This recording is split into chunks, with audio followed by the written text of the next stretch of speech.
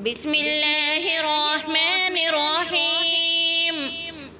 يا أيها الذين آمنوا لا تتخذوا اليهود والنصارى أولياء بعضهم أولياء بعض ومن يتولهم منكم فإنه منهم إن الله لا يهدي القوم الظالمين. فترى الذين في قلوبهم مرض يصارعون فيهم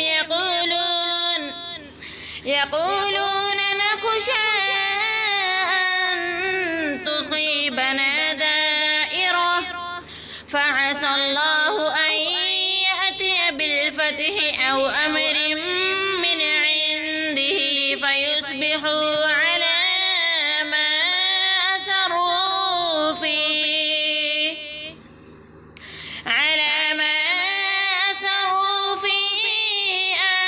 أنفسهم نادمين.